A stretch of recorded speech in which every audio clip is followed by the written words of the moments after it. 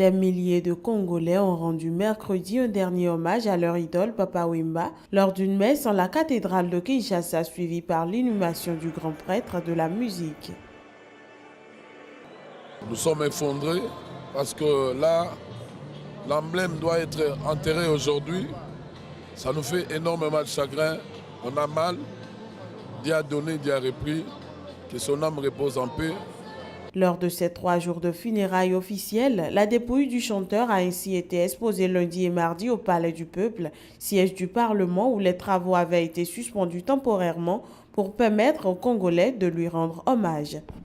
Je me fais le devoir, en votre nom, de remercier Son Excellence Monsieur le Président de la République pour la mise à disposition d'un site de 1 hectare devant être aménagé par le gouvernement de la République pour accueillir le corps de Papa Wemba. Je confirme également que la ville de Kinshasa y construira un mausolée à l'honneur et à mémoire de notre icône. Mort à 66 ans en plein concert dimanche 24 avril, alors qu'il participait au Festival des musiques urbaines d'Anoumabo, un quartier populaire d'Abidjan en Côte d'Ivoire, Papa Wemba a fait l'objet de nombreux hommages.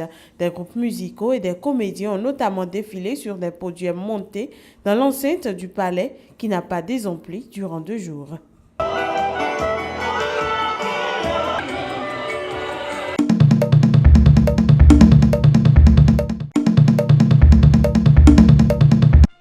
L'ensemble des pays et institutions contribuant directement au budget de l'État mozambicain, estimé à 250 millions de dollars, ont suspendu leur aide en réponse à la dissimulation d'une dette de 1,4 milliard de dollars par Maputo, a annoncé mercredi le président portugais Marcelo Rebelo de Sousa.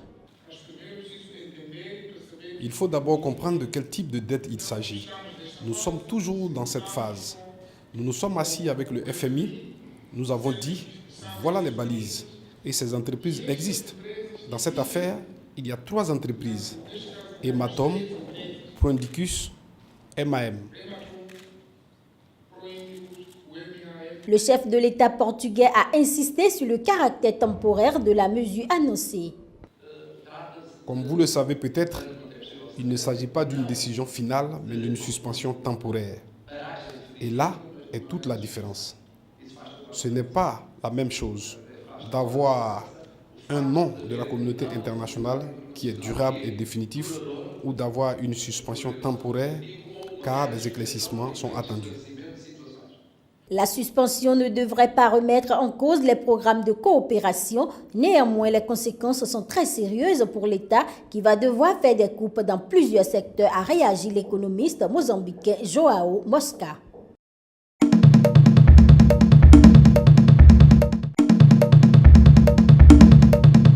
Le bilan de l'effondrement d'un immeuble de 6 étages à Nairobi s'est alourdi pour passer de 23 à 26 morts et 80 personnes sont toujours portées disparues.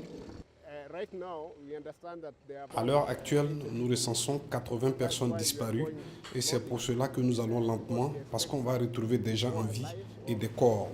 Donc c'est pour ça qu'on va doucement. Les survivants de l'effondrement décrivent comment ils ont réussi à s'extirper des décombres, mais beaucoup restent sans nouvelles de leurs proches. Avant tout, je veux remercier Dieu parce que je ne savais pas si j'allais m'en sortir. Quand j'étais dans les décombres, ma gorge est devenue toute sèche à cause de la poussière. Je me suis dit, oh mon Dieu, c'est tout ce que je dis. Et après, j'ai réussi à rassembler assez de force pour me frayer un passage à travers les décombres et sortir de l'immeuble.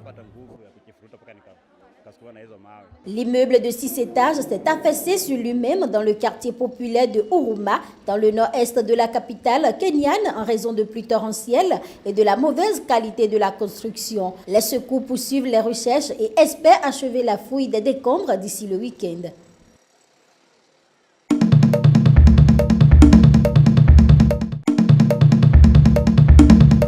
Le ministre du pétrole saoudien est arrivé à Khartoum mercredi et a promis d'accroître les investissements de son pays au Soudan.